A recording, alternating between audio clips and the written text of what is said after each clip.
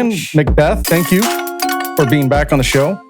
I feel this is a do-over with you because the first time I tried to do a video episode and I had technical difficulties, so I felt bad about that.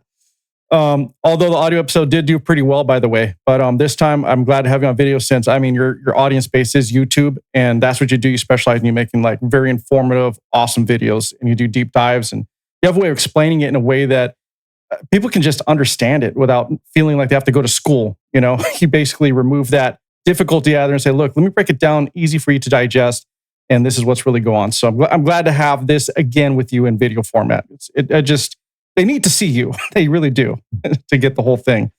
So since we last talked, the first time we talked about what's going on in Ukraine. I do want to get to that because there's new developments. And I know you made a video recently about that. And then you also made another video about what was going on with Israel, what's going on in Gaza, and that whole issue as well. So let's start there if you don't mind, because you know, after the bombing, the U.S. sent their B-2 bombers and whatnot, and we basically bombed nuclear facilities in Iran. Iran, surprisingly to me, by the way, backed off. And I didn't expect that they would, but they did settle down a bit. A lot of people were really, well, I was, I know you were, because I know you mentioned it, but people were concerned that there might be sleeper cells here in the U.S. that might be activated in retaliation to that. I want to start with that first and see what you think, coming from your perspective, because I don't believe it's over. I really don't. I think that is a reality that's extremely plausible. I believe that is a thing that we will have to face. And I have done the data. I've done the dive in terms of what's going on at the border. And I know that this year alone, at least until May, there was about 752 or somewhere around there. I don't have the exact, but it was like 752 in terms of terrorists that they knew about that they detained. When I broke it down, it was enough to put 15 terrorists in every state of the United States of America.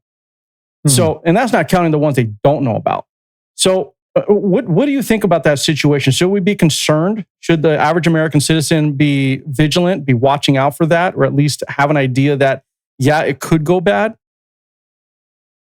So, boy, that's a tough one because it feels like I'm in 2002, right?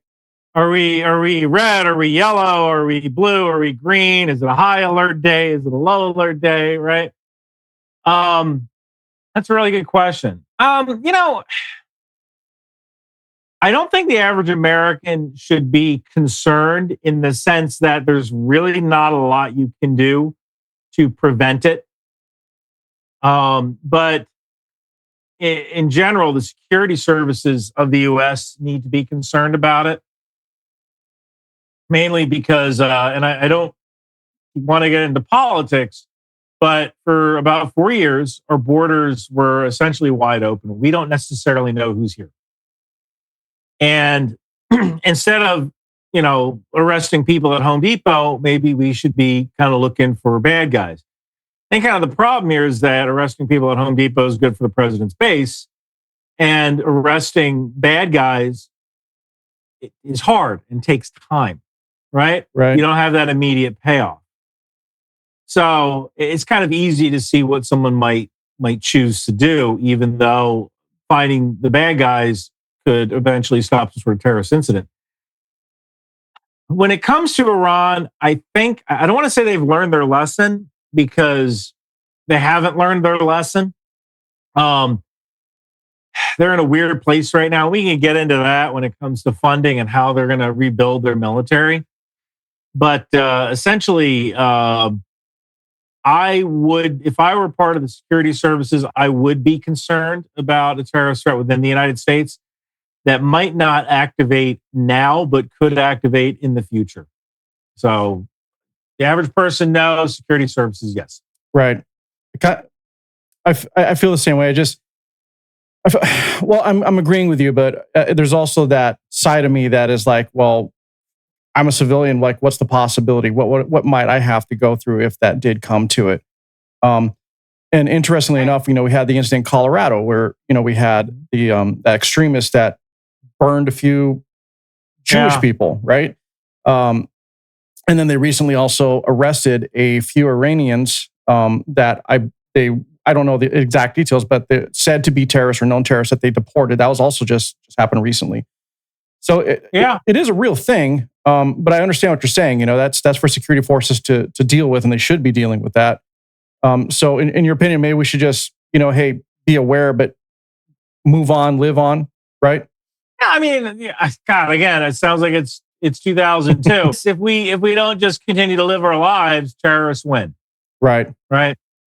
And I even remember when I want to say it was in November, October of 2001, President Bush said, go buy something. Stop watching television and go to the store and buy something.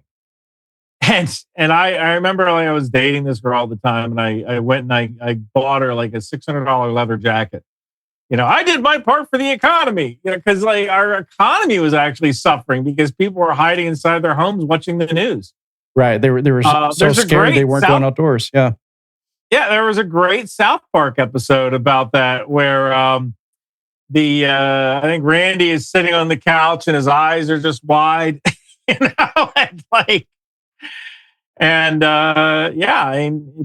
have to live our lives.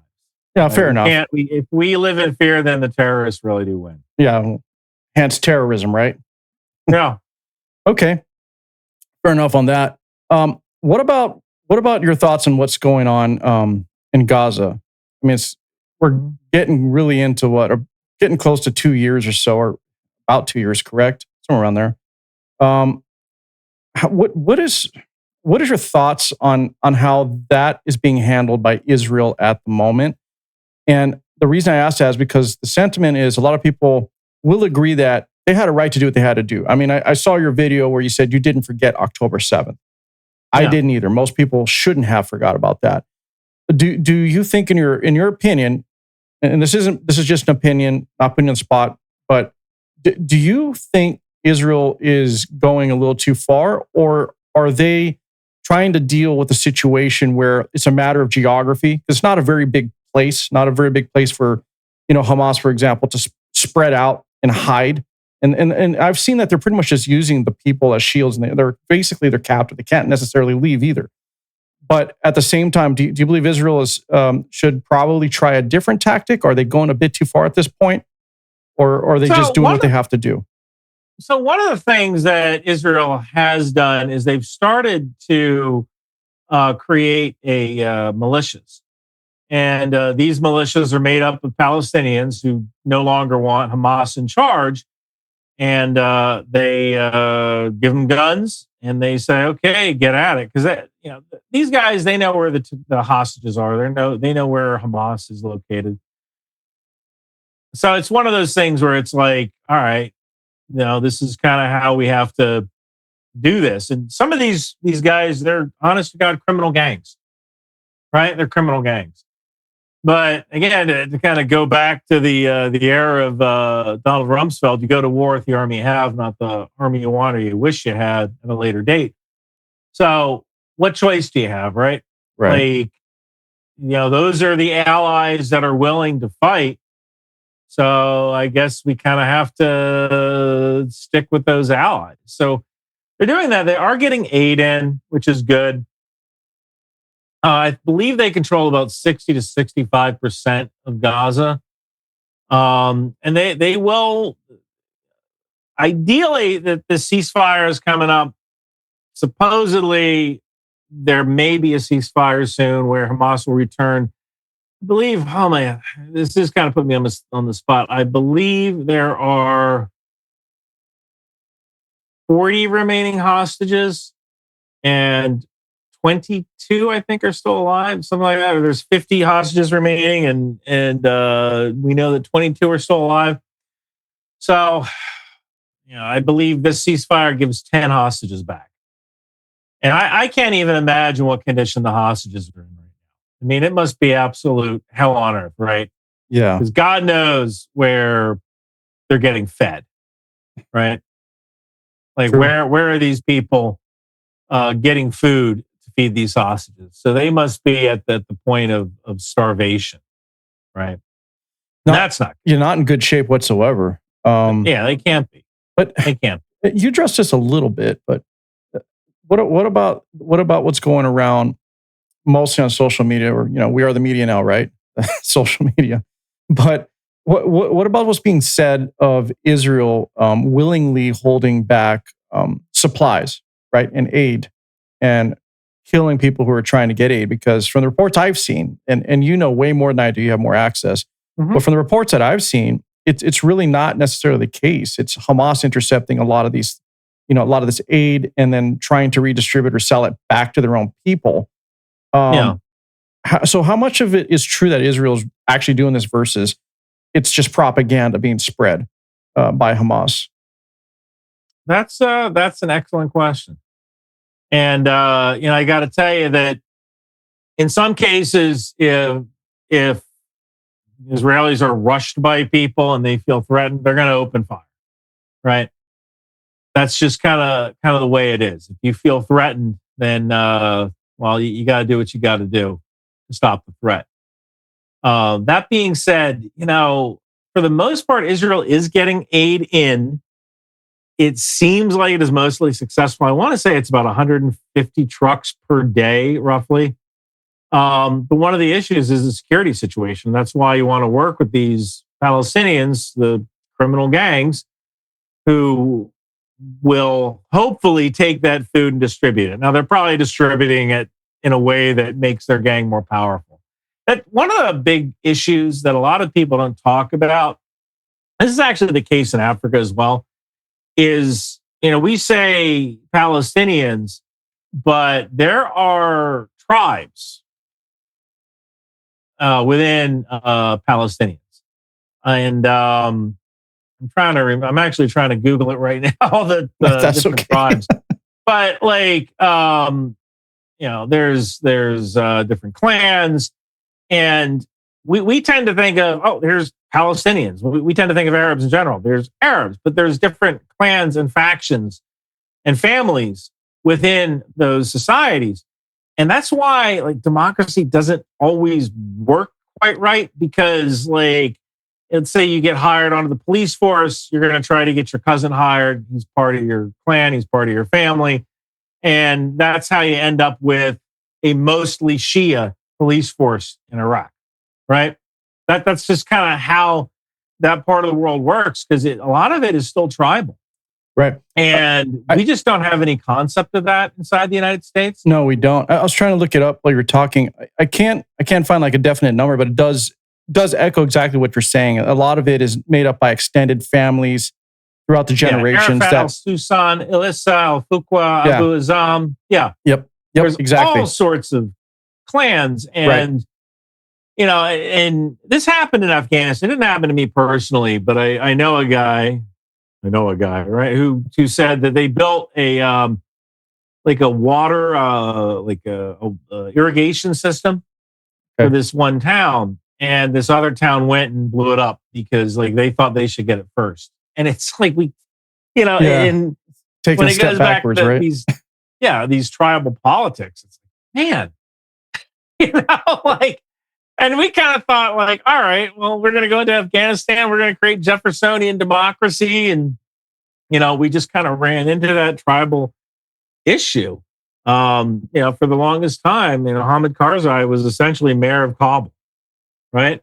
He was president, but he was mayor of Kabul. You step outside of Kabul, you might as well be stepping back into the year 2000, or the year 700, depending on what definition you want to go through here. Yeah.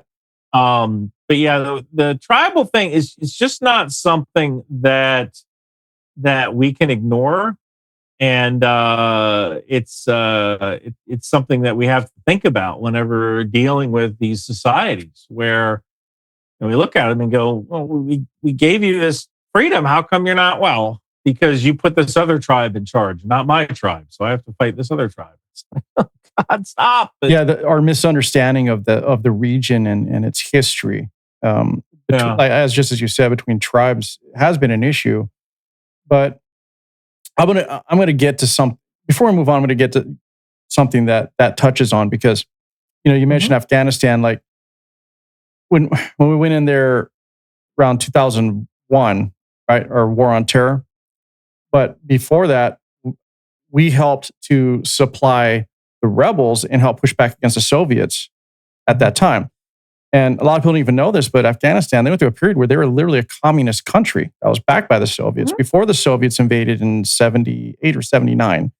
So, and before that, they weren't even an Islamic state. They were a monarchy. They were ran by, under the rule of a monarchy.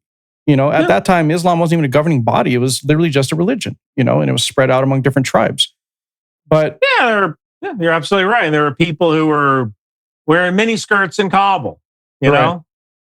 But the reason I brought that up is because you brought up Afghanistan, and the U.S. gets the blame for creating these terrorist organizations all the time.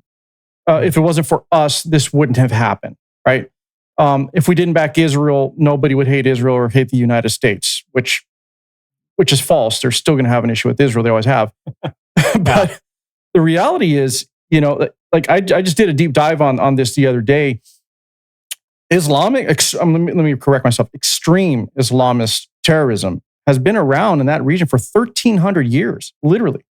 And it's not a new concept. And primarily, it was terrorism against other Muslims. It wasn't about being against the West. It was about power and control, subjugating the other people that they believed didn't hold up or live to the standards of Islam, at least to their extreme view of it anyway.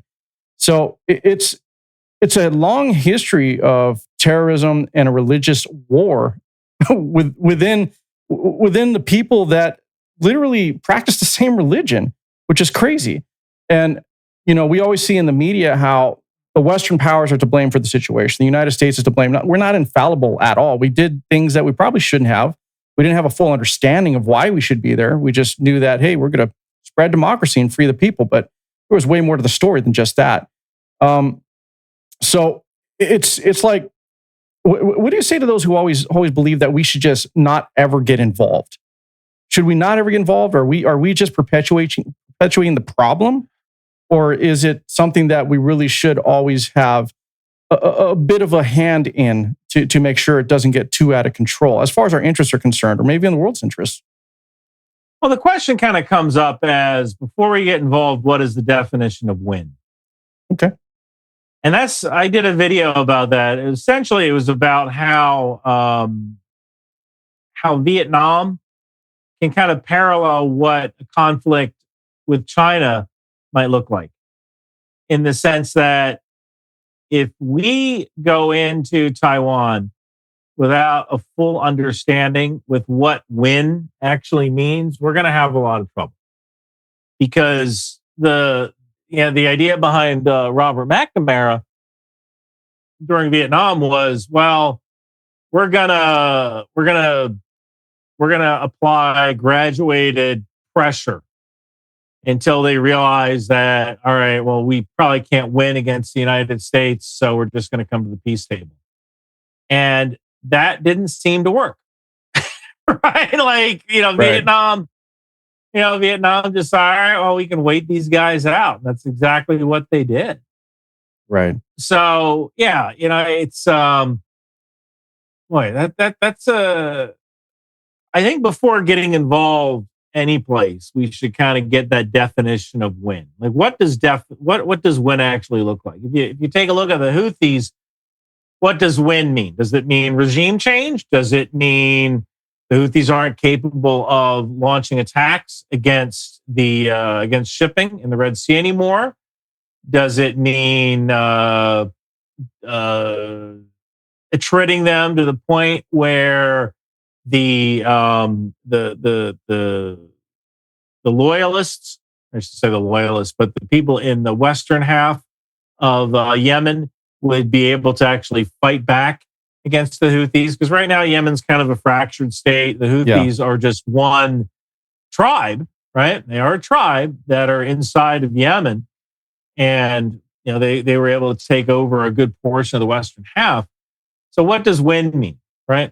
So that's kind of the direction that you should probably go in. It's before we get involved in any kind of conflict, let's figure out what win actually means. So literally a better understanding of the area and the situation. Like, what's the impact of our involvement, right? Yeah.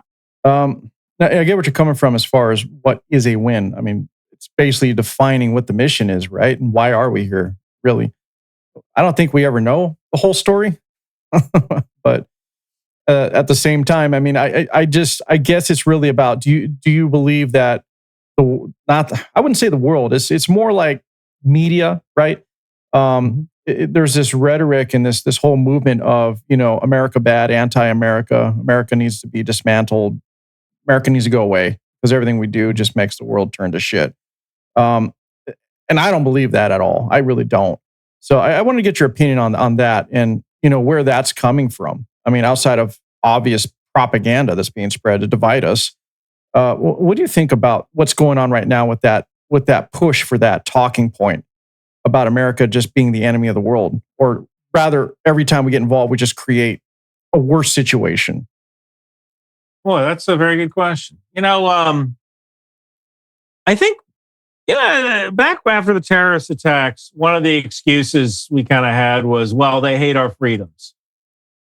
And I think that some people, they look at their government and they go like, man, my government is a government for the people in charge, right? They don't think like, you look at, Arab Spring. Well, how did Arab Spring start? Well, it started because there was a fruit cart vendor who didn't have the money to pay for a license for his fruit cart.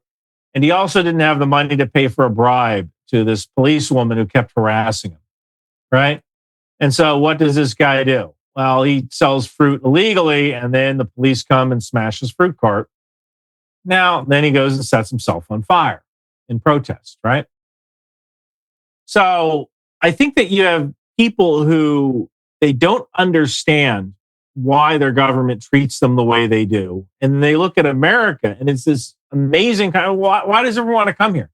They hate us so much, but I would bet you if you went to the average Palestinian and said, would you like to come to America? They'd be on the next freaking flight, as long as they could bring their family with them, right? Right.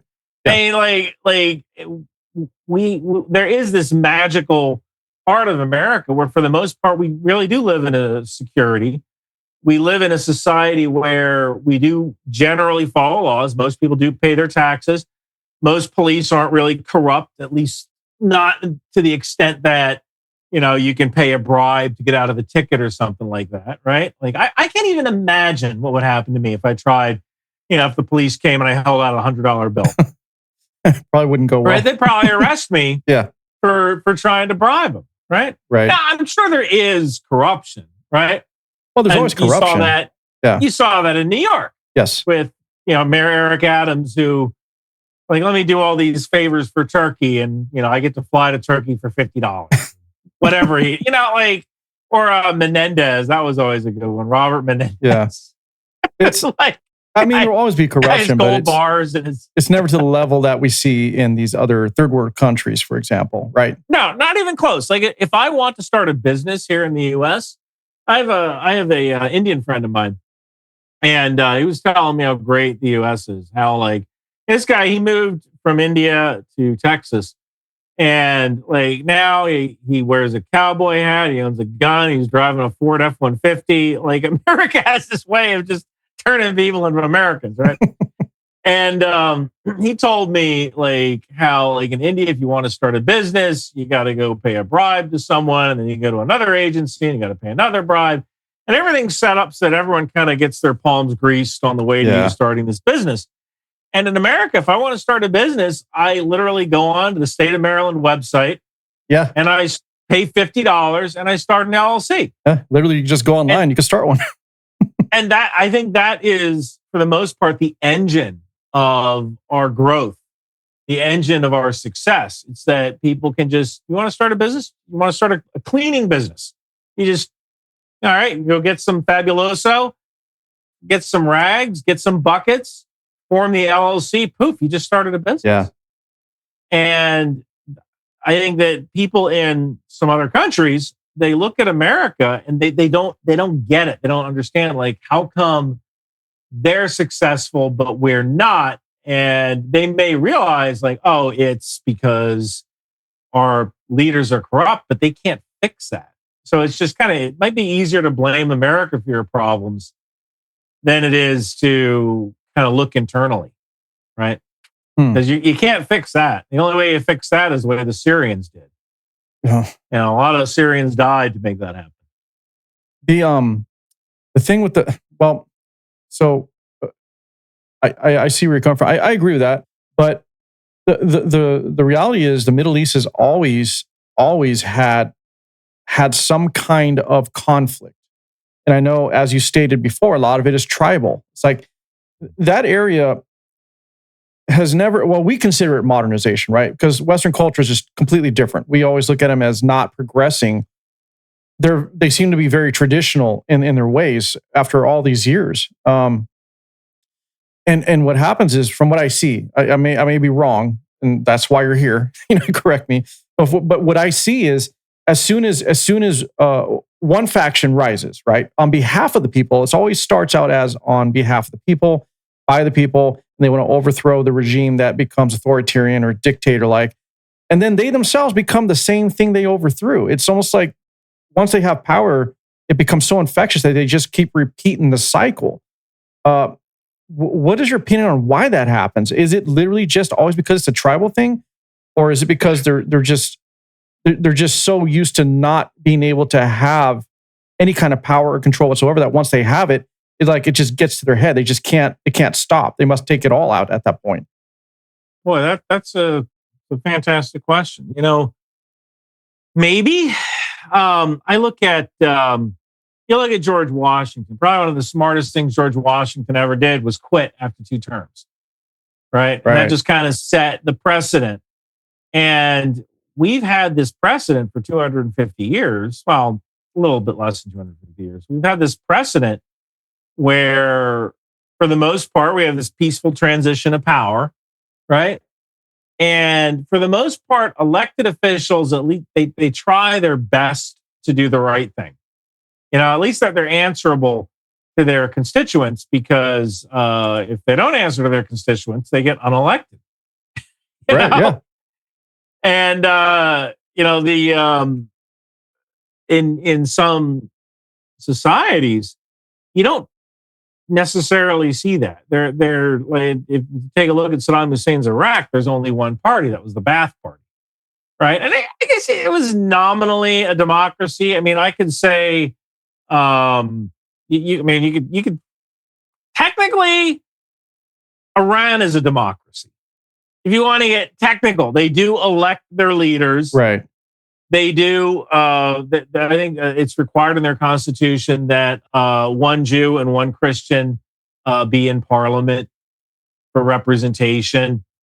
And it's not called the parliament. I can't remember the darn name of their governance or whatever. Their governor structure right now. But yeah, so there's that, right? Like, there are nominally democracies, but when you get to the point where you can't actually affect change, I think that just drives some people absolutely nuts. So it's to me almost like it's a false sense of democracy. I mean, when you have the same leader year after year after year, I mean, some of these people going 12 years, 20 years. I mean, hell, Russia is allegedly, they're elected democratically. Putin's been there he's been there for so long. I mean, I want to say since 2000 or so, before 2000, because he was president, I think, twice, and then Medvedev took over, and then Putin took over again. So yeah, but he's been there at least 22 to 20, somewhere between 22 25 years. I don't remember the exact date he came into power, but it's around that. It's been over 2 decades, right?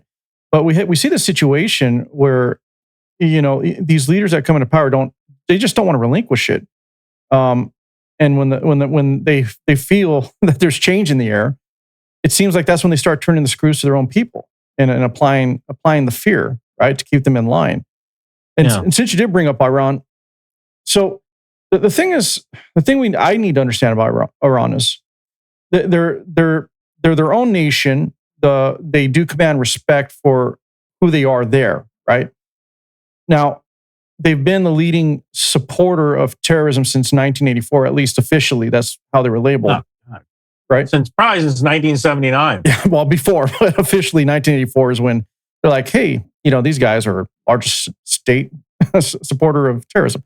Now, is theirs necessarily, do you think, a religious war, or is that just nothing but a cover for their ultimate goal of being the power in the region?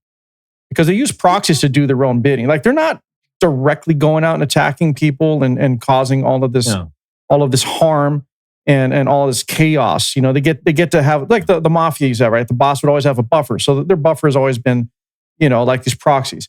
So how do we hold a country like that accountable for doing those things, who can easily deny they never had direct involvement because they never really did anything, except for recently between what happened with Israel and Iran, with the bombings and whatnot, and the missiles. But before, they weren't always directly involved.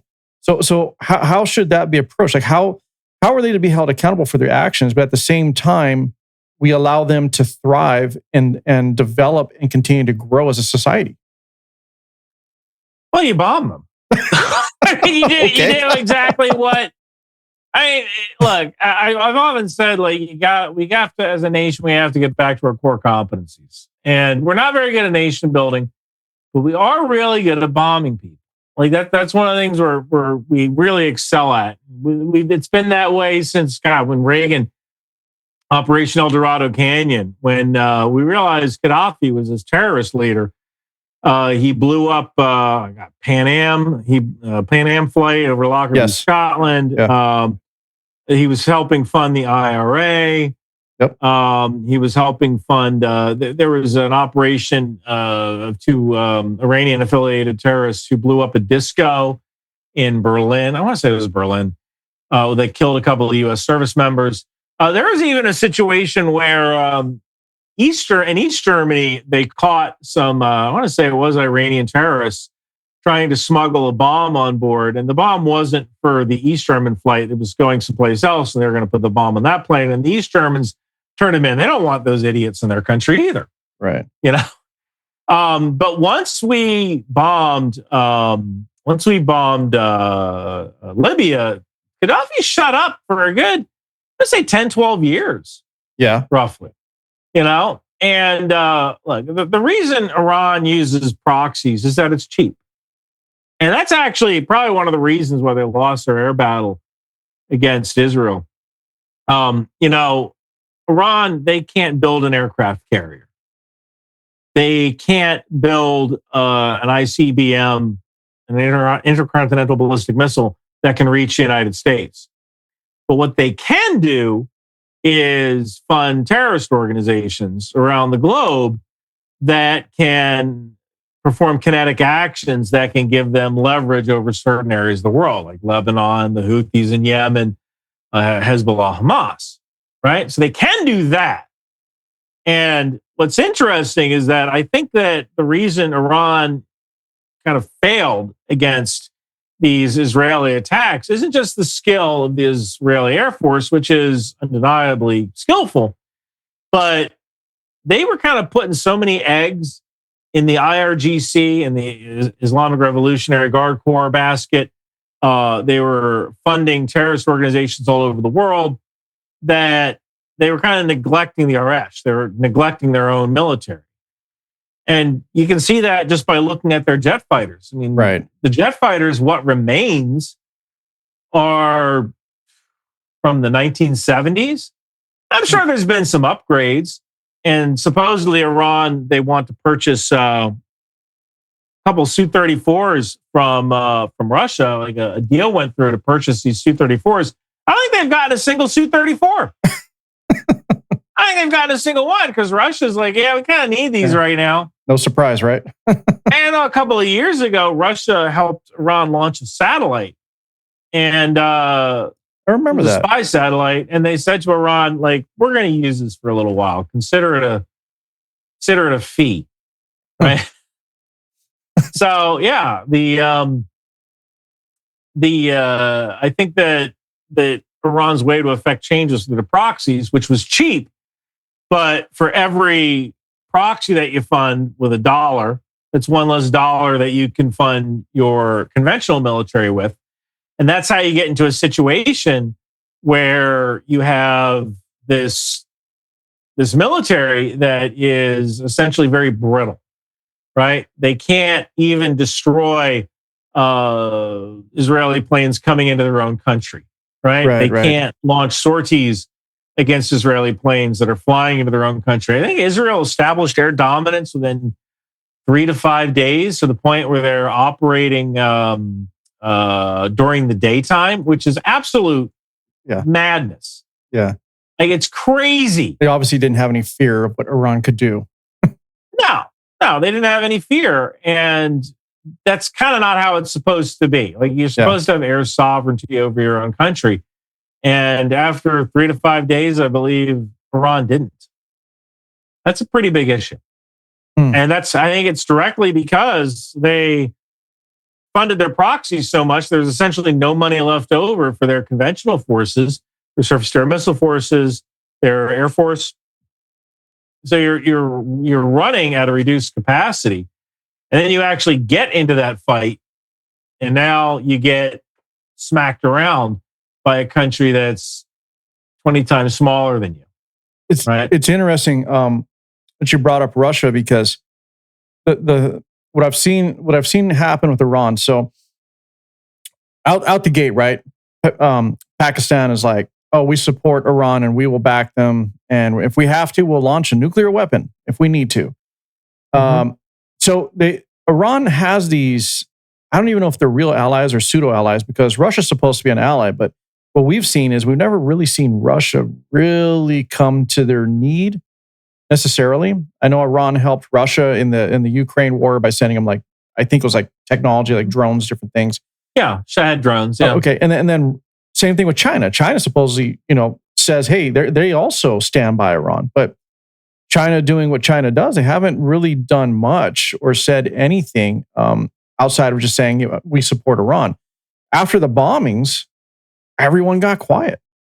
So I don't know if that's a testament to still, how strong the U.S. really is on the world stage, that people actually saw that, okay, we're not sleeping anymore. We will take care of things if we have to.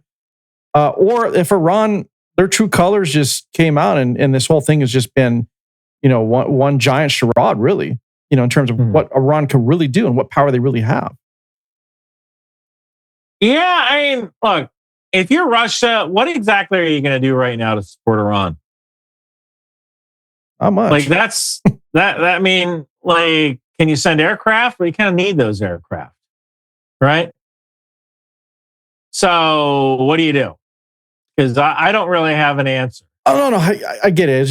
It just seems like they don't really have the allies they think they do. As soon as the U.S. did step in to back Israel, which we always do, which is going to be another question for you, but it seemed like everybody just kind of stepped back. They just didn't want to get involved anymore. I in my opinion, I think China's just watching all of these conflicts, and just while they're doing that, they're testing the waters over there with Taiwan. I don't know why I said Taiwan. So Taiwan, and also the Philippines. And just recently, they basically laser targeted a German, I think it was a helicopter or some military craft, when they were having an exercise out there. So to me, I think China is saying what people want to hear, while at the same time plotting to do what they want to do in the region. And I mean, I know their end goal is to eventually take Taiwan. But with Russia, you're correct. Obviously, it's like they don't have any means to really separate and fight two wars. They just can't. I mean, they're barely even able to handle what's going on in the Ukraine right now, and that's a much smaller country. So yeah, I get you. Now, as far as Israel and Iran, though, I've asked a question by to other guests that I've had recently, and do you believe at some point that Israel needs to stand on their own without knowing that the USA is going to step in? I know we're allies. I'm not saying we shouldn't help our allies, but there have been situations where, and historically, that they've done things that have really made it hard, right? Especially for us. I mean, if you look at the geopolitical relationships, like what if we're in a negotiation with another country, or we're trying to do something to where we can improve relations, and then all of a sudden Israel's in another war with somebody, or there's another conflict. How do you feel about that, or at least your opinion on that situation? Well, usually Israel doesn't necessarily start them, right? Like you could say that one war that Israel. Well, I'm really trying to. I mean, really, the only war that Israel really started was 1948, right? So, kind of like, what do you? Even the Sinai camp. I want to say, was the Sinai campaign? Was that? I think that was instigated by Egypt, and they were like, "Well, let's just keep going." Let's like the Egyptian forces are collapsing. Yeah, let's just keep going. Might as well keep going here. So, I usually it seems like other people kind of roll in and they cause trouble with Israel, and Israel decides to respond, and that's when they have to step in. Now, for the most part, Israel does stand on its own. When they need a little extra help, they can call the U.S. For the most part, like you look at Israel's Air Force, and they were able to do a lot with, I think it's 11 fighter squadrons, right? I think it's 3 F-35s, 3 F-16Is, 1 F-16E, technically F-15I. I think they have 2 F-15Cs, 2 squadrons F-15C. I'm trying to do this from memory, but I think it's 11 squadrons. Yeah, but all in all, it's not not a very large. Massive, but it's a respectable Air Force for the region. Comparatively, yeah. Yeah, comparatively. And, they can usually handle themselves. It's kind of when things go a little out of control that the U.S. gets called in. And, normally they don't start it. They sure as hell finish it. Well, history has shown they technically don't start it. You're correct. I mean, 67, Israel started, but only because they saw the Egyptians building up on the border. Right. And they essentially took out the Egyptian Air Force in one day. Right. Yeah, they're a powerful nation for their size. But it's still, do you think we should always have to step in? Because that's been the rhetoric going around. It's as if we shouldn't support Israel anymore. I think if we're no longer their ally, we lose a major position there in terms of an ally, military position, everything. I think it's very strategic. But a major technical position. I mean, look, one of the reasons Israel and the United States, when it came to Oman, Qatar a couple of weeks ago, when Iran launched all those missiles, we gotten all that data from Ukrainian intercepts. Like whenever Ukraine intercepts a Russian missile with a Patriot, we get that data, right? So we got a heck of a lot of data on the performance of the Patriot, and the performance of the Patriot in Israel. We got a heck of a lot of data on that, right? One of the things that Israel helped create with U.S. money was the Iron Dome system. Well, now we have access to that tech. Now, Iron Dome really isn't that useful for us, but we can use some of that tech to develop other systems that might be useful in the future. Another good example is the trophy system. Trophy system is on, I want to say, 150 U.S. tanks that are in Germany. Trophy system is kind of like an Iron Dome for tanks. It intercepts incoming rockets, right? So we have this tech transfer with Israel that would be lost if they were no longer allies. So, I mean, when you essentially have a country that's in a very bad part of the world who's kind of willing to test out some of your weapons for you and bring back the data, well, heck, why not do that? Right. And then we would also lose some of that intelligence as well, no? Yeah, absolutely. So, and plus, Israel is a democracy. We need to support democracies around the globe.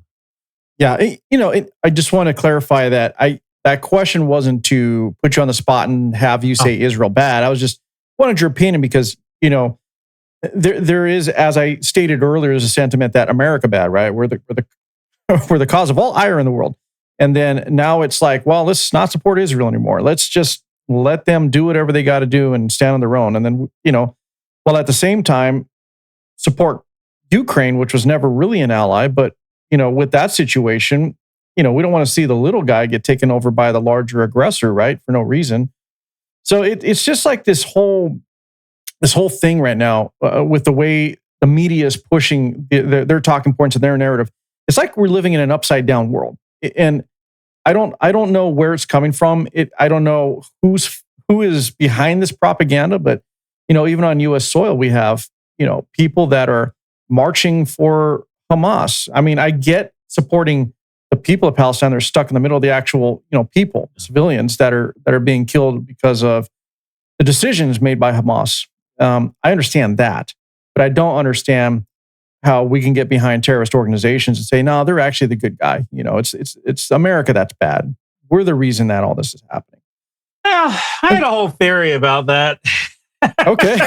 Well, I just wanted to understand where I was coming from. I think one of the reasons that the U.S. or college students in the United States got so involved with the whole conflict in Gaza was that, these are students who for 4 years, 4 years at least, they couldn't go to class, they couldn't wear masks, they couldn't go out on a date with a girl. Then all of a sudden, here's this opportunity to meet other people in real life on a subject that they're passionate about. And I'm kind of reminded of my old first sergeant, who, when I first joined in 1994, my first sergeant was he told me he was a Vietnam vet. And this guy said, what he used to do, he used to work at the Pentagon.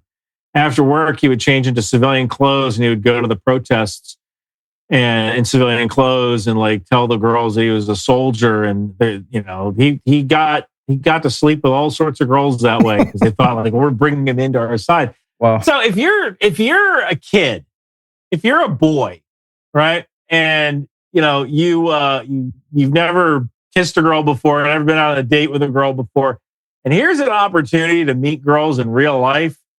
You don't have to worry about a mask. You don't have to worry about Tinder, and they're passionate about this thing. Yes, I'll be passionate about this too. Can we go back to your dorm afterwards? Right. So I think I had. You might not be too far off with this theory, though. I don't think I am. I really don't. Because it sounds like a very open and shut thing, right? It sounds like one of those things where you can go I'll do this thing, and I'll get this girl, and I'll be able to socialize with people. I'll be able to feel a part of something. I think a lot of these kids, if you're wearing a mask in high school for 3 years and you can't do organized sports, or you can't go to homecoming dance because of COVID, and then you go to college and now you have all this freedom, and look, all the cool kids are out here protesting. Well, I'm going to go protest as well. Right. Yeah. So I think a lot of it was just, I don't want to say there's some people who might feel genuinely bad, but I would not be surprised if there were a lot of kids. I did a whole video about this, who just wanted to make friends. And this was just an easy way to do that. That's yeah. I mean, that seems to track. I have another person that mentioned that some of this support also is we have, generations removed from at least the atrocities that we saw, right, with September 11th, that don't understand what the U.S. went through. And then, this new generation of people, these younger people, in their lifetime haven't really seen the effects of true terrorism, or not on a broad scale like it used to be. It never really went away, but it wasn't as bad now as it used to be until recently. Now we're looking at this war between Hamas and Israel, and this is the first time they've been able to see a conflict like this, of this scale, and they don't know what to make of it. They don't know how to make the connection as to why Hamas is considered bad. Who really is Palestine? Palestine's not a nation. They were a region. They were always referred to as a region that encompassed a lot of other tribes and not nations, but tribes and other cultures together. It was always considered a region, not a nation. So they don't get that. They don't understand that. They can't make that connection. So they just see, oh, this is bad. There's no reason this war should be happening. And then you also have Ukraine going on. But it seems like the younger people really attach themselves to this Palestinian or Palestine versus Israel, Hamas versus Israel war. And I think it's because they just don't understand or see what is behind it all. Like what is the true history? Not just what they hear, because it seems like, and this is really what pisses me off lately, Ryan. I don't know if you agree, but it seems like we're living through a period of revisionist history. We got you don't have to say anything because I know you can't, but I'll just say it. You have guys like this martyr-made guy who believes suddenly that Hitler's a good guy. He wasn't all that bad. He said a few things, but all in all, his intent was good. And, Winston Churchill was the bad guy. And if it wasn't for Winston Churchill, we wouldn't have had to go to war with Germany, et cetera. And it just makes you scratch your head. It's like, where is all this revisionist history stuff coming from? It's really easy to be, 20, 30, 40 years removed from something and then go back and say, well, it should have been done this way. You didn't live through it. You didn't understand what was really happening. So I believe that could also be what's going on right now. We have a generation of people that have never really had to deal with this situation. And right now, with the way social media is, it's so prevalent. You cannot turn it off. Every time you turn your phone on, it's another headline, it's another picture, it's another video. Some of that's fake, but still. I recall how there was this one college professor, I had an interview with him, and he's starting to realize that a lot of his students have no real concept of September 11th. Like no actual concept of what happened that day. And so he'll actually play the phone calls from the towers. He'll play the video footage. He'll show like the horror of that day. And that kind of brings it home for a lot of these people who are hearing their, people call their loved ones and say goodbye, right? Leaving a message on an answering machine, having to say goodbye, which is like, God, I remember that day. That was a horrible, horrible day. Yeah. It's one of those everybody remembers where they were kind of days, Everybody. Right? Everybody remembers where they were. Everybody. I remember we were all like ready to go. Yeah. Let's go kill. Who are we supposed to kill? I don't know. Let's just go. It was one of those rare times where it didn't matter if you were in the military or civilian. Everybody was ready to go. Pick up a pitchfork, whatever it was. Like, hey, we're going to defend our soil. And I don't know. It's just funny how throughout the years we just lose that connection. As being Americans, being proud of who we are as a people. And it's sad to see where we're at right now. But I don't know. I hope we could turn that around and bring back the pro-American sentiment. Not isolationism, by the way, just being more proud of who we are. And I hope that we can understand why things were done the way they were done. It wasn't all bad intentions, No. And it's a sad thing. Let me ask you this question. What's next, man? What do you think's next with Iran and Israel and where this is going to go? I don't think it's going to go anywhere. No? Both sides are pretty much spent. They just don't have the internal resources. That's why when people said, "Oh my God, this is going to be World War III," I'm like, no, it's not. We don't. There's just there's no capacity for waging a long war. Now, granted, Israel is waging a long war inside Gaza, but that's not as expensive as keeping aircraft running 24/7, right? Right. And Iran doesn't have. It's not like they can sail to Israel and drop the landing ships and invade, right? True. There's no World War III, right? So I think what happens is both sides kind of take a breather. They take lessons from that. Iran is probably they probably have a shopping list, but there's not a lot of people that can actually fulfill that shopping list. They're going to need new surface-to-air systems. They're going to need new radar systems.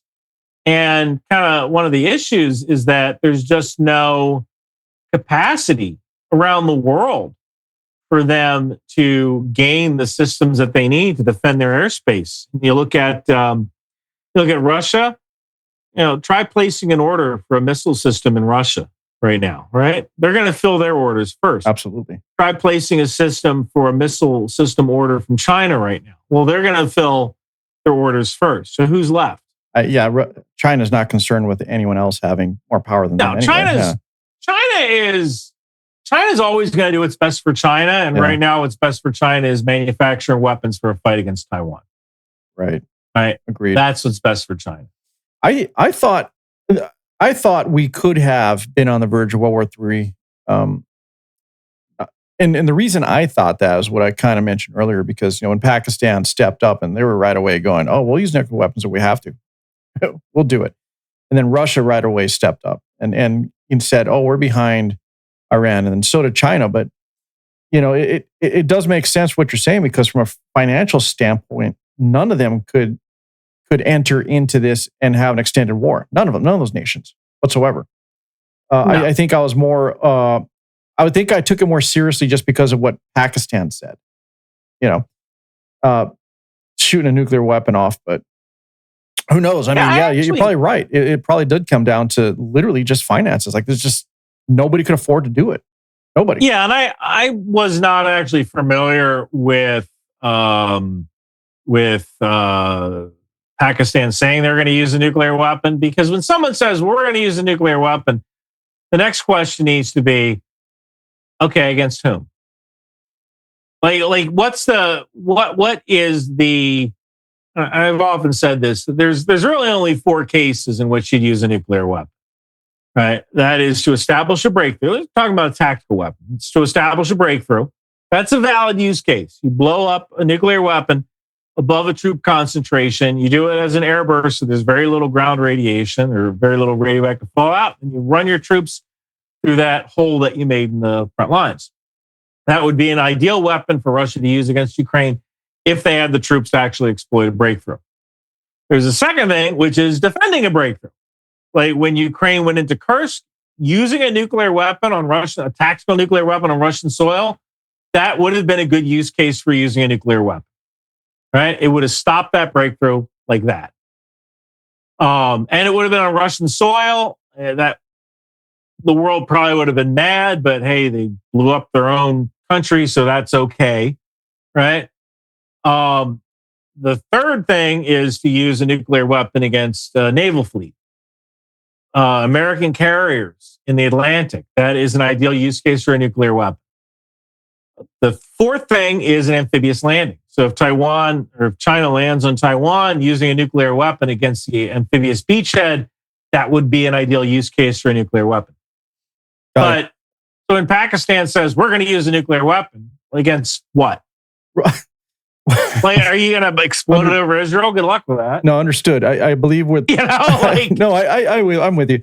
Where it came from, was the belief that when this situation was happening, right, it was all based allegedly on the fact that Iran wouldn't come to the table with their nuclear deal. The world does not want them to have a nuclear weapon or to develop one. So Pakistan at the time and a lot of the other sympathizers of Iran were always like, why does Israel have them? They're not even part of this agreement or this pact. Why do they have nuclear weapons? Well, we're assuming that Israel has a nuclear weapon. Right. So, but that's what the rhetoric was. So it was a response to everything going on, saying if Israel dares to launch a nuclear weapon, or if there's a nuclear weapon launched, we're going to launch everything we have and back Iran. And that, I believe that's where that came from. So, I mean, when a country or a nation says, hey, we're going to use our entire nuclear arsenal if we have to, it kind of makes me, go, hey, well, wait a minute. We might be going a bit too far. But, I see your point. You're right. It's like, I mean, a use case. Who are they going to? Yeah. What are they going to do? Now, a good use case for a nuclear weapon in Israel's case, if they have them, might be, all right, well, we want to reach Fordo. We can't reach Fordo. So let's explode a nuclear weapon, ground burst, small 15, 20 kiloton nuclear weapon against Fordo. That'll take out Fordo. Would the world be mad? Probably. But in some ways, like, I think one of the reasons that Israel I don't want to say they screwed themselves, but when 10 days after October 7th, there was an explosion at I think it was the Al Arabiya hospital.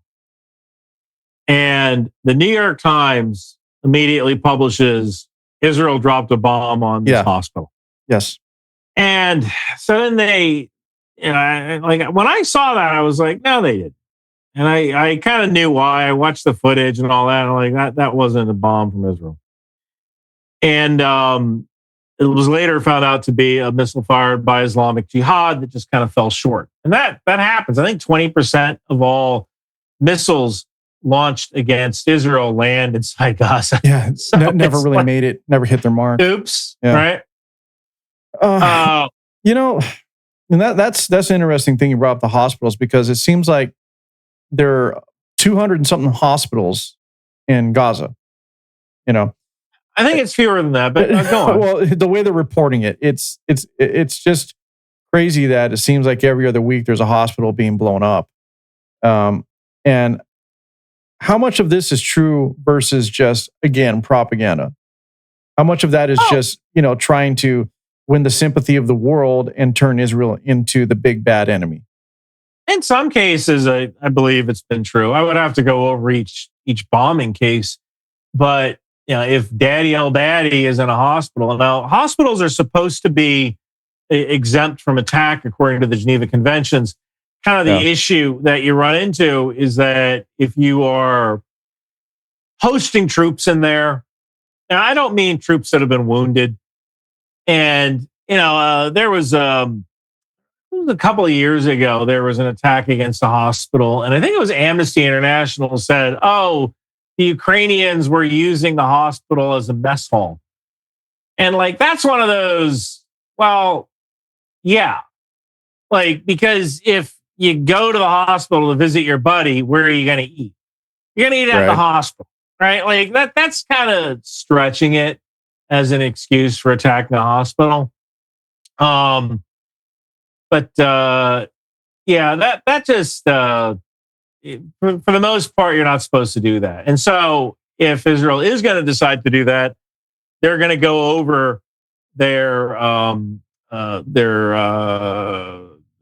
oh my God, I can't remember the darn word for it, but they're going to go over a procedure to decide how to actually strike this. They're going to do the weaponeering and say, all right, we're going to use this specific type of bomb because Daddy El-Daddy is on the 3rd floor in the 4th room.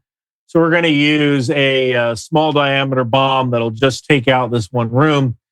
So you have to be very aware of how Israel is actually going to undertake these actions. And so they might do this, but what was the criteria for striking this particular target? Yeah, I understand that. I think the reason people are so peeved about all of it, in terms of because it seems to be indiscriminate. That's let's just say that's what it is. That's what people are gathering about. From what's happening. And the reason it seems this way is because Israel has proven that they can be very strategic and surgical when they want to be. But when it comes to Gaza, it's like it seems like they're just leveling the place. But a lot of the leveling is those are bulldozers. Those are D9 bulldozers. So those aren't necessarily bomb buildings. Now, it doesn't make a difference for the person whose home is destroyed. Right. But if you're in a platoon and you have to clear a house and there's a bad guy in that house, you're like, well, is this is this bad guy really worth my platoon's life? You might call in an airstrike, or you might say, just get the D9 up here. Some of the D9 bulldozers are actually armored and they're remote control. So the D9 just comes in, levels the house, move on to the next house. So you think a lot of this is just blown out of proportion? You know, it's all for just getting eyeballs on news feeds and on social media posts, possibly? But it works. Yeah. Hey, you talked about, there's that one guy who was saying Hitler was the good guy. Yeah. Well, what gets you on Tucker Carlson? Everybody else says Hitler is the bad guy. Right. So Tucker Carlson knows, all right, well, if I bring on this guy who says Hitler was the good guy, I'm going to get lots of people watching my show. I'm going to get lots of people talking about my show. Yeah. Right. And right. You know, So yeah, for a guy who's been fired from every job he's ever had, he needs views. You know, like, he needs views. All right. And what's going to get him views? Well, talking about how Hitler is a good guy. Yeah. Misunderstood. Yeah, I mean, there's a lot of guys there that are taking that stance and again trying to rewrite history. But you know, that to me, that's a whole other conversation. I mean, that's another rabbit hole that we can dive down. But I just think it's so ridiculous how people don't see what's going on, and they're just eating it up. They're just eating it up. I mean, it's so easy to do research these days. It's not like you have to find a library that might have a specific collection of books anymore. I mean, the internet is vast. I mean, you got to vet your sources on the internet, but it's not as hard as it used to be to find information, you know? So it's as if they just take these people for their word just because they have a huge following or a podcast that's popular. But, you know, nobody seems to be questioning what they're saying. They're just eating it up. Yeah. I mean, that's well, I mean, some of that is the attention culture, right? Like, Yeah. you know, when you have some Instagram video, you know, you're scrolling through this thing, and that's how a lot of people get their news these days is from Instagram. Like, have you recently watched the evening news?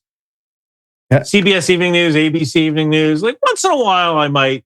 Yeah, I've tried watch the news. I watch the morning news. I do watch the morning news to find out like the weather or hey, these roads are going to be closed in DC or whatever. I do watch the morning news, but for the most part, like when you watch the evening news, one of the interesting things you see is commercials for medication. Oh, like, absolutely. It's like literally every single commercial is for medication. Yeah. Why is that? It's because the only people who watch the news are old people. Fair enough. The only people. Well, you know, that's one of the reasons I don't watch mainstream news or televised news is because it's 90% commercials and advertising and maybe 10% of actual content.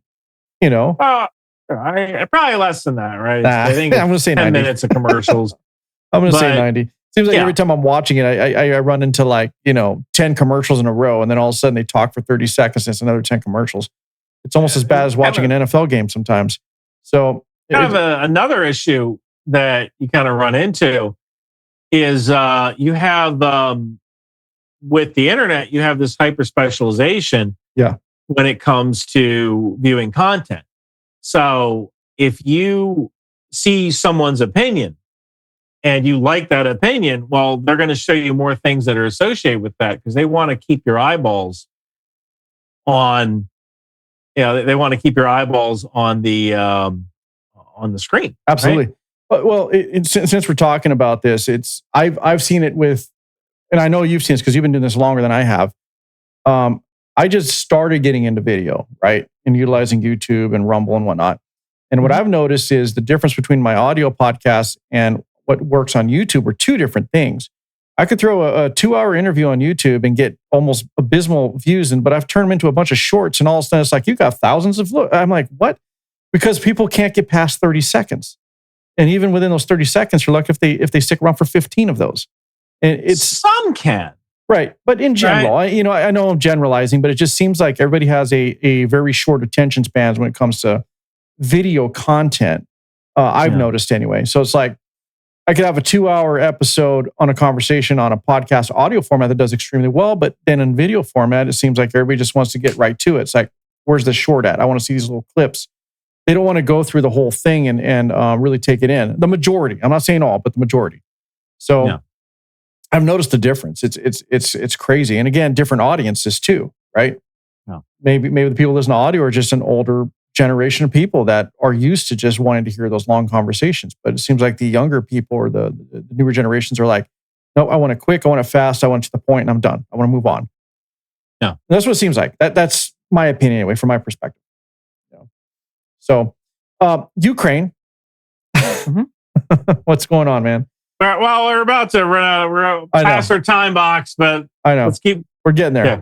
But before we go, I wanted to get your opinion on what's going on with the sudden shift to send Ukraine weapons and support when Trump was against it, or seemed to be. No, honestly, I don't think that was President Trump. I think that was oh crap, I can't remember his name. I think there were some people in the DOD. I can't remember the specific guy's name, but he's a big China hawk.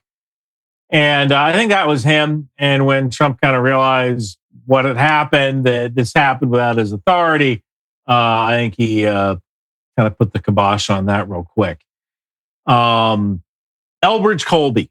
What's the guy's name? Elbridge Colby. He's a big, we need to be ready to fight China guy. He's not wrong, but we can do both.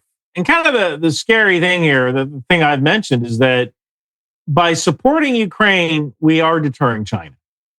Because we were saying we're going to stand with our allies no matter what. So China, if you decide to take Taiwan, you're going to have a bad day. Right. And that was definitely in question for a while. Would we stand behind our allies? It seemed like we wouldn't. But I mean, we've definitely turned that corner and showed the world that we will. Well, one of the huge issues is that there are a finite amount of weapons. We burned through a lot of interceptors. We burned through a lot of interceptors in Israel. And I think Lockheed Martin, Raytheon has the capability of manufacturing 550 PAC-3s per year. It's not a lot, right? No. And, I'd love to say like, well, we should fund that more, right? We should put more money into developing missiles, should hire more people working at these factories. And that's great, but who's going to pay for that? Right? Yeah, agreed. Yeah, exactly. So, in some ways, like maybe one of the solutions is maybe we need to look at a less expensive interceptor, right? That has 80% of the capabilities, right? Like, I'm surprised Anduril hasn't worked on something like that. Like, here's this new missile we developed. It's 150,000 each. We can make 10,000 of them. It'll fit on the PAC-3 launcher, and it has 80% of the capabilities that the Patriot has. Is supporting Ukraine with munitions enough? I mean, do you think, because we first talked about this, I think when you and I first talked was like back in January or so.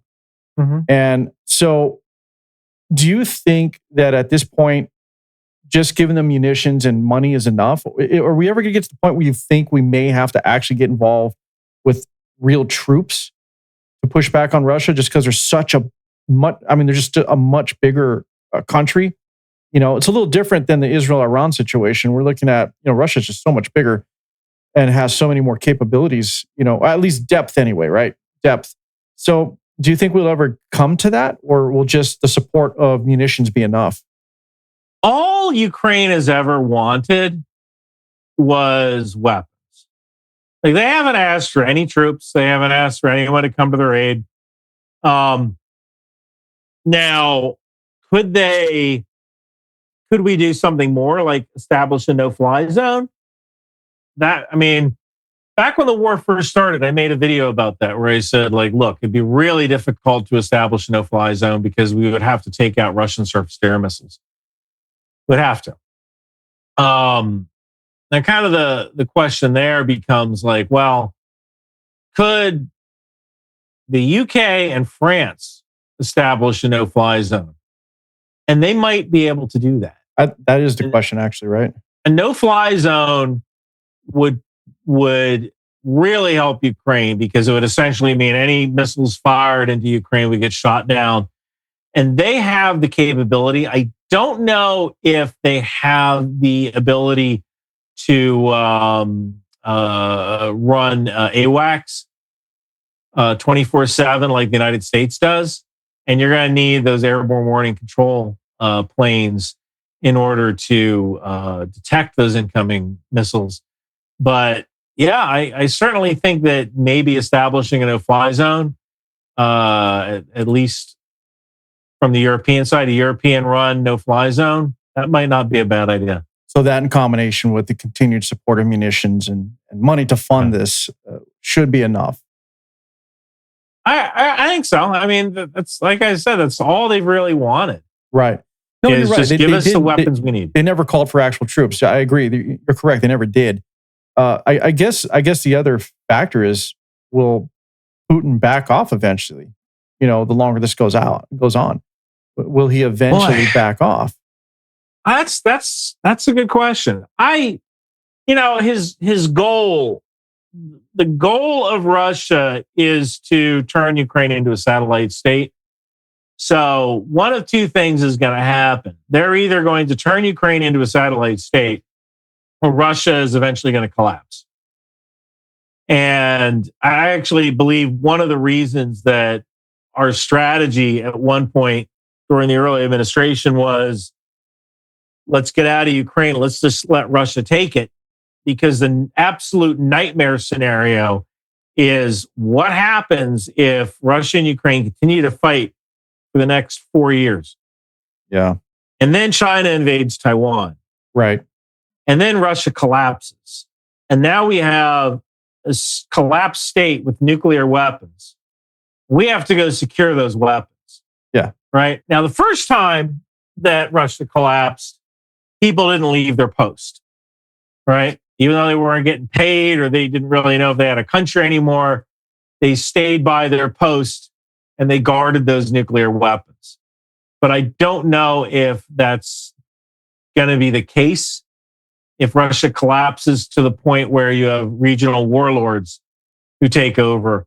And now they're not going to be able to use those nuclear weapons because all the permissive action links are in Moscow. Right. But eventually you can take the plutonium out of there. You can give it to another nation. They can build their own bomb eventually, some of all fears style. Yeah. Do you think Russia may be on the verge of collapse if this does extend any longer? It keeps going. I think they could collapse, mainly because at some point there's just no they're fighting their own economy. So, when right now they're trying to stay ahead of it, right? With this wartime economy. So they're paying, so they have laborers and they have soldiers. And right now in the factories in Russia, like, you can either join the army or you can get a job at a factory. And so Russia is paying money. These are kontrakniki. These are not conscripted soldiers. These guys are being paid to join the army. And right now, they're paying them enough money that people think, well, I'm going to roll the dice and run the risk of joining the army for all this bucket full of money. And the issue is that some of the weapons manufacturing companies, they can't find workers, so they raise wages. So now people go to the weapons manufacturing company instead of joining the army. So the army raises wages.